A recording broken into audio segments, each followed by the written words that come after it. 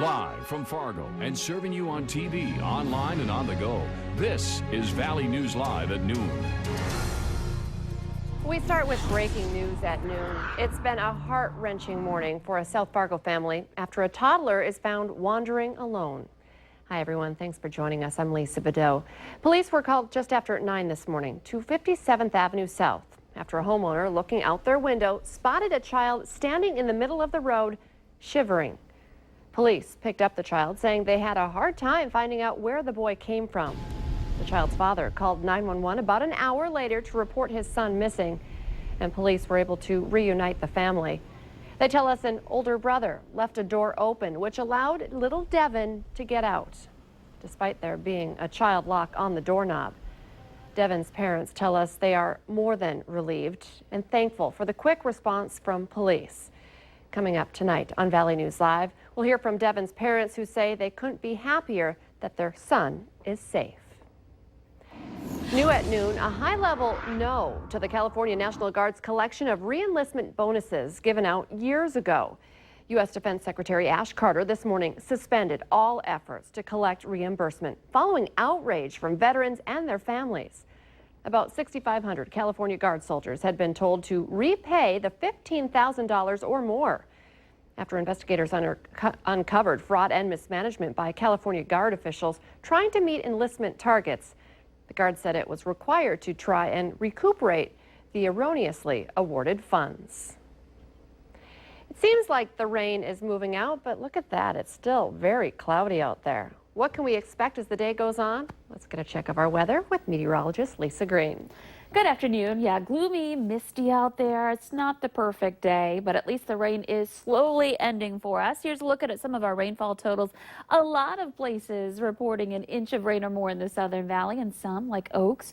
And down in Sargent County, rural areas, Sargent County and Brampton Township, 2 to 3 inches of rain there. Here's a look at the latest radar. We still have rain showers ongoing in northwest Minnesota, some mist in other places and fog, and you can see the cloud cover just hanging on for us into the afternoon. And we'll continue to be more on the cloudy side than the sunny side throughout the day. Our visibility is looking better out there. We're at 2 miles in Detroit Lakes, 2.5 in Fergus Falls and in Cavalier. So there's still some fog. There's still some rain. We'll let you know when real improvement will happen and what you can expect for the rest of the work week coming up in just a few minutes. Thank you, Lisa. A developing story out of South Fargo. A man is in custody after a domestic incident in South Fargo turned violent overnight. Officers were called out to the 300 block of 24th Street South just after midnight for a domestic dispute involving 2 adults and 2 juveniles. Police arrested one man on a terrorizing charge after he allegedly pulled out a weapon which turned out to be a BB gun. New information this afternoon on a terrorizing incident at a Fargo liquor store. Police say they've arrested a man who allegedly threatened workers at the Spirit Shop with a knife when they approached him about shoplifting. 27-year-old Abdi M. Abdi is in custody for felony terrorizing.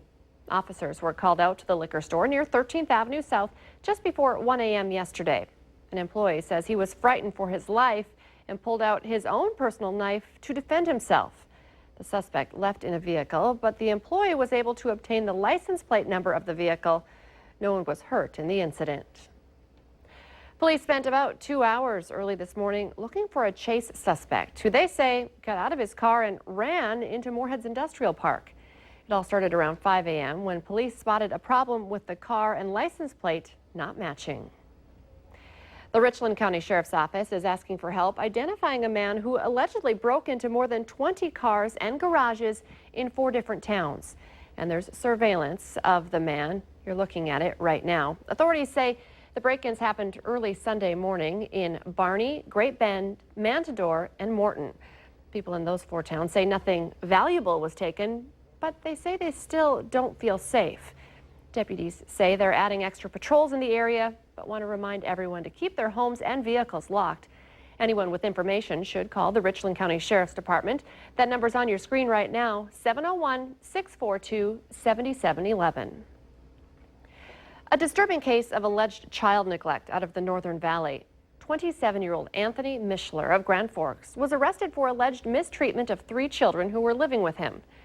Police responded to a report that 3 kids who lived in a trailer at Columbia Heights Trailer Park smelled like pet urine. An officer reported there was garbage all over the place, human feces on the walls, window, and carpet, and 3 cats urinating around the home. If convicted, Mishler could face a maximum sentence of 5 years in prison. The children have been turned over to social services.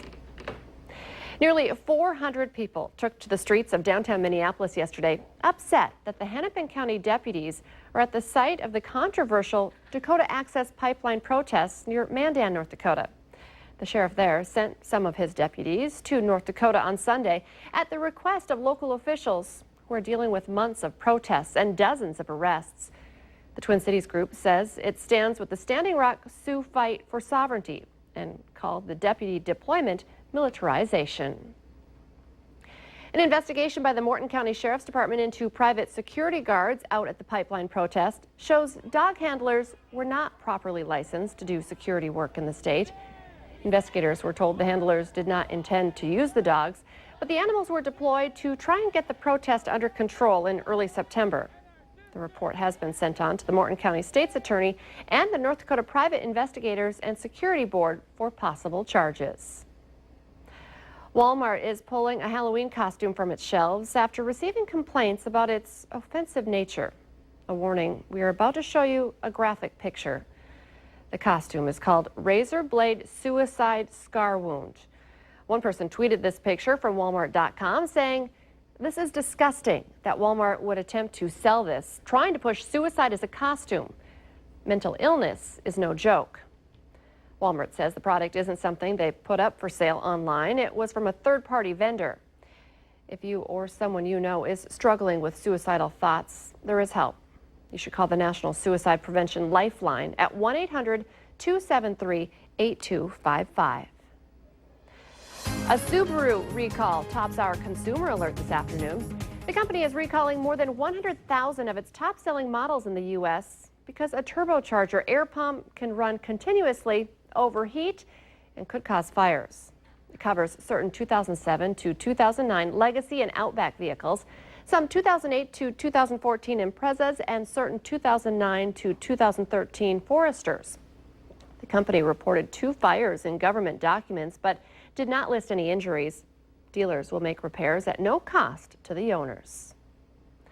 A mother of a 7-year-old says she was stunned after getting a plastic container of pills out of a gumball machine at a Boston pizza shop Friday night.